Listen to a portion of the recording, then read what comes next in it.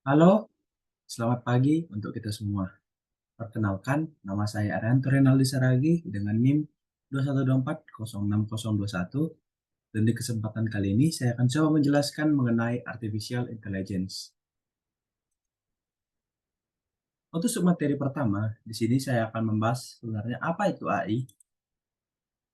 Kecerdasan buatan atau Artificial Intelligence atau AI adalah simulasi dari kecerdasan yang dimiliki oleh manusia yang dimodelkan dalam mesin dan diprogram agar bisa berpikir seperti halnya manusia.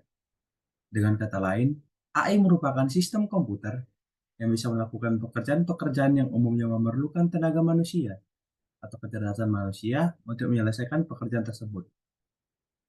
Nah, jadi sebenarnya ini teman-teman di sini AI ini merupakan simulasi dari kecerdasan yang dimiliki manusia dalam bentuk yang namanya itu bisa dalam bentuk teknologi seperti sekarang yang lagi mungkin yang lagi hangat-hangatnya sekarang teknologi AI ini contohnya itu ada yang namanya itu ChatGPT di mana pada ChatGPT ini seperti mungkin kalau teman-teman sudah mencoba ketika kita memasukkan pertanyaan atau apa yang ingin kita cari kita bisa menanyakannya pada ChatGPT dan otomatis akan mendapatkan jawaban dari pertanyaan yang kita tanyakan itu. Dan untuk bidang yang lain seperti bidang kesehatan, bidang ekonomi, dan juga bidang yang lain, penggunaan dari AI ini sangat sangat banyak. Dan untuk submateri kedua di sini saya akan membahas mengenai AI landscape. Apa itu sebenarnya AI landscape atau landscape AI? AI landscape ini terbagi seperti yang kita lihat pada bagian ini, di mana uh, AI landscape mencakup yang namanya itu artificial intelligence atau kecerdasan buatan itu sendiri. Di mana di dalam AI atau di dalam kecerdasan buatan itu terdapat yang namanya machine learning atau pemrograman mesin. Dan di dalam pemrograman mesin ini terdapat yang namanya deep learning yang menjadi bagian dari pada mesin learning itu sendiri. Dan untuk AI berisikan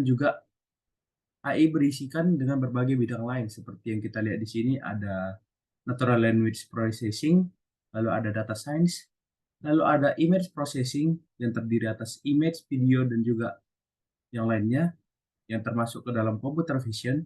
Lalu ada reinforcement learning yang termasuk di dalamnya ada optimization environment dan juga action.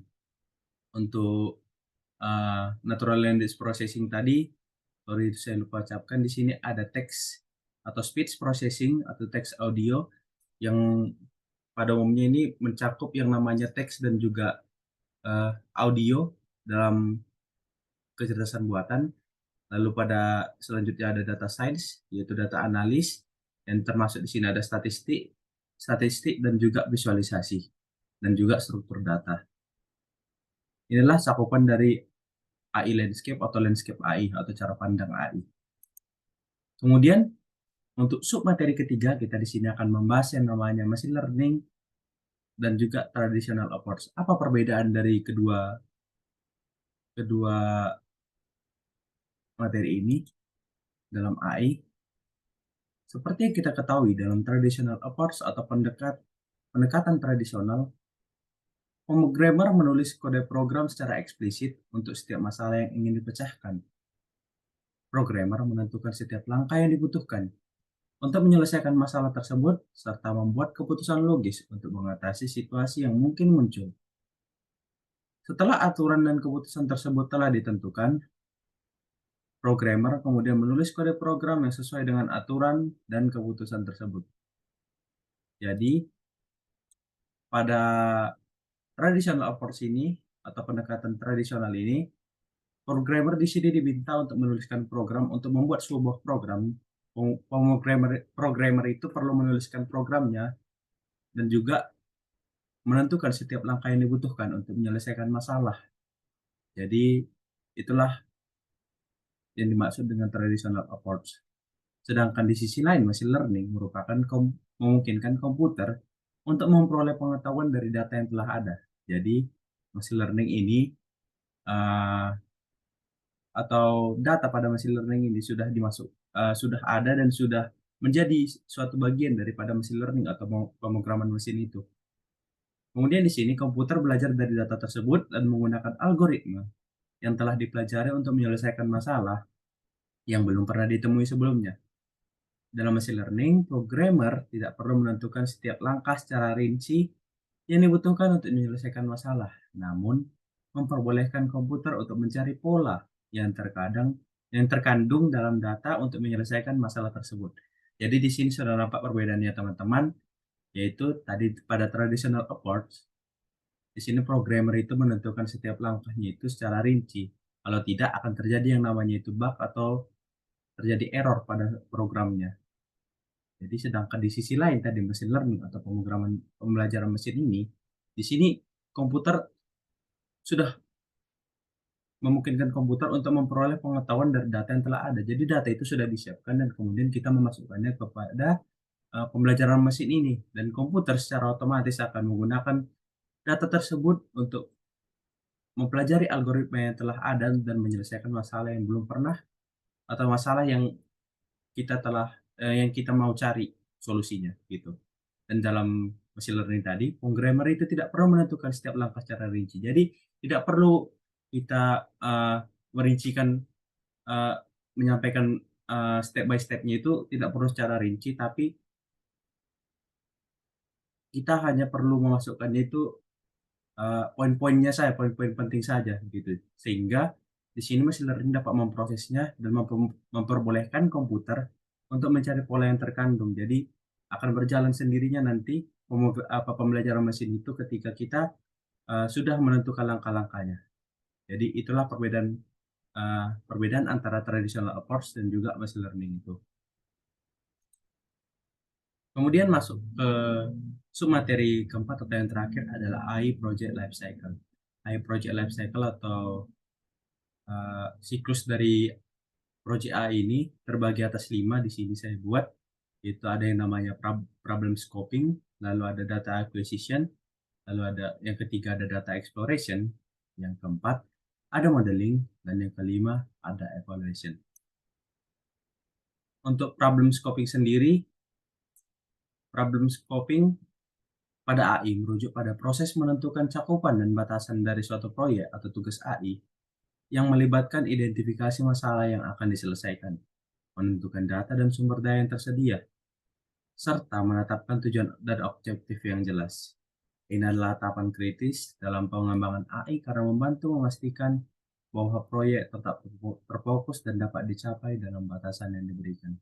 Jadi teman-teman di sini problem scoping di sini adalah langkah awal yang kita buat dalam membuat suatu proyek AI, di mana di sini kita menentukan, yang jelasnya itu kita menentukan yang pertama itu adalah tujuan, lalu yang kedua itu ada objektif kita atau bagaimana suatu proyek itu akan berjalan.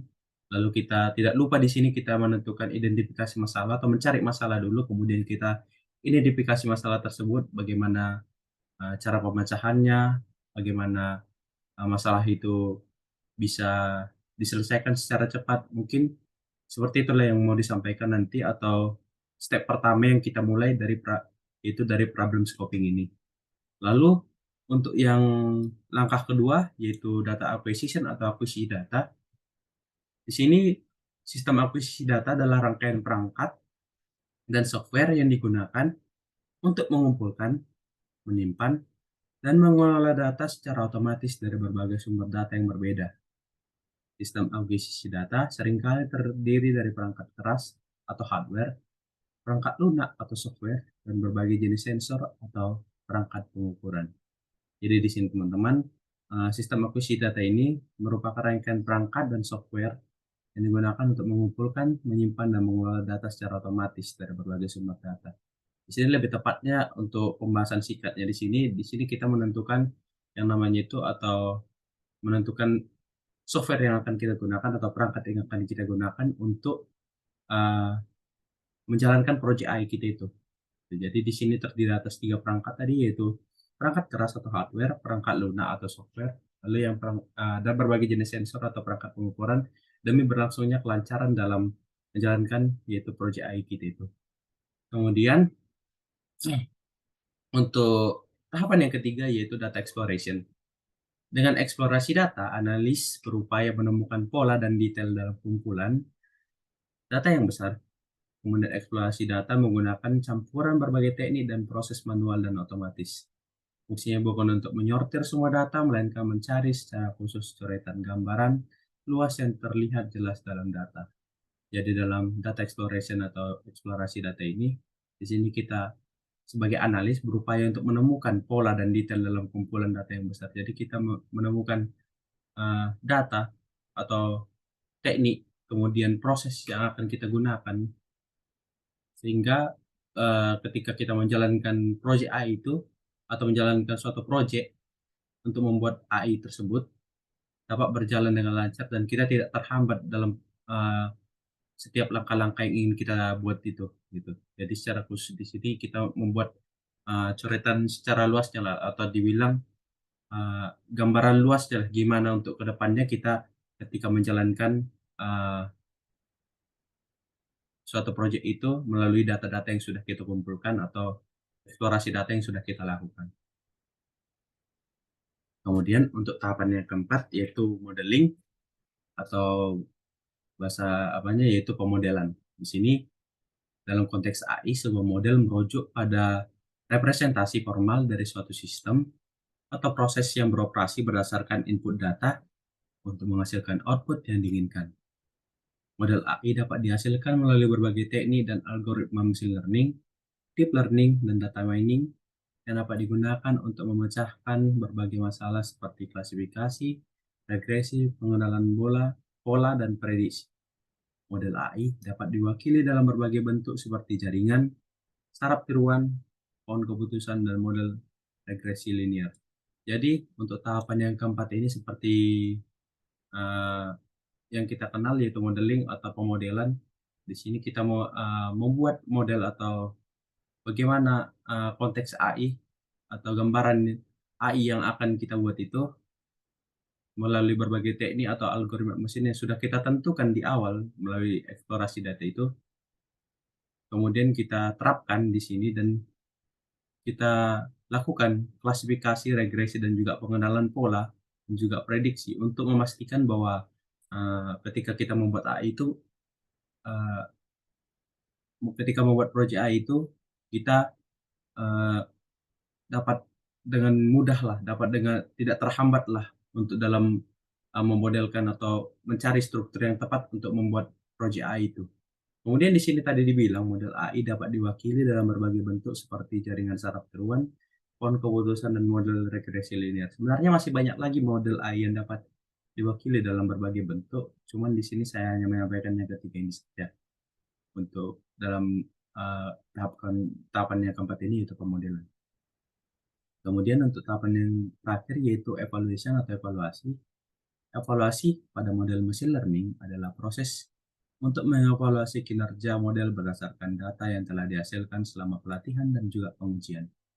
Evaluasi ini sangat penting untuk memastikan model dapat menghasilkan hasil yang akurat dan dapat diandalkan pada data baru yang belum pernah dilihat sebelumnya. Jadi teman-teman di sini evaluasi ini sesuai dengan bahasanya atau katanya, evaluasi ini yaitu kayak mana kita cara mengevaluasi atau cara untuk menilai kembali terhadap model yang telah kita hasilkan melalui terhadap model yang kita hasilkan itu dari berbagai pelatihan dan juga pengujian yang kita lakukan. Kita sudah melakukan pengujian, kita sudah melakukan yang namanya itu percobaan terhadap model machine learning yang telah kita hasilkan ini. Jadi kita sangat perlu yang namanya itu evaluasi untuk mencari kekurangan, untuk mencari kekurangan dari model machine learning yang kita telah, model AI yang telah kita buat, kemudian mencari lagi yang namanya itu kesalahan-kesalahan lah untuk yang namanya itu untuk memperbagus atau untuk menciptakan untuk sebagai masukan lah buat kita, sebagai masukan buat kita untuk membuat model yang lebih bagus untuk kedepannya gitu. Membuat model mulai dari cara kerja sistemnya, kemudian kayak mana data yang terkandung di dalamnya.